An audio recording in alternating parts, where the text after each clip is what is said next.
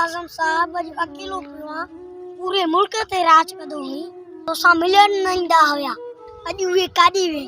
अॼु तोखे अमल जी ज़रूरत आहे, पर उहे ग़रीब अॼु बि महांगाई जो शिकार आहिनि। तूं सिर्फ़ पंहिंजा घर भरिया। अॼु तुंहिंजी औलाद हराम जी कमाई मां ऐश करे थी, तूं उन्हनि खे अॼु यादि बि न आहे। अॼु अकेलो हिसाब ॾींदे, छा तोखां क़बर विसरी वई हुई? अलाह तुंहिंजो भलो कंदो। एसपी साहब अॼु अकेलो पियो आहे, वर्दी जो नाजायज़ फ़ाइदो वठंदो हुई। तुंहिंजे शहर में जुआ हलंदी हुई, माण्हू शराब पीअंदा हुया, ग़लति कोठा हलंदा हुया, चोर चोरियूं कंदा हुया। तुंहिंजो सिर्फ़ पैसे सां मतिलबु हुयो।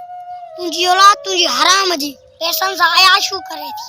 अॼु तूं पाण अकेलो हिसाब ॾींदी। अलाह तुंहिंजो भलो करे।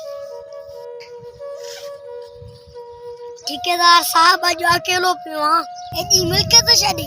तुंहिंजो कमु 1 साल बि न हलंदो हुयो, सभु पैसा खाई वेंदो हुई। सस्तो कमु करे पंहिंजे मुल्क सां धोखो कई, अॼु औलाद खे यादि बि न आहे। अलाह तुंहिंजो को भलो करे।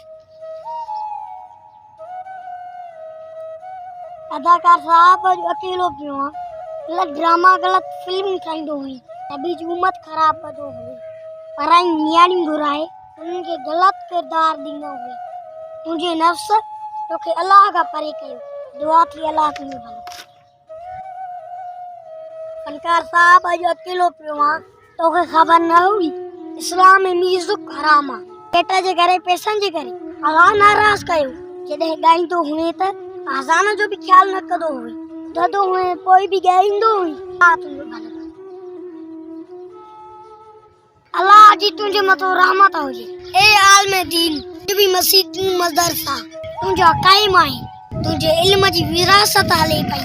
तुंहिंजी औलाद मस्जिदूं मदरसा अॼु बि आबाद कयूं वेठा आहिनि। मुंहिंजे तरफ़ खां तोखे मुबारक हुजे।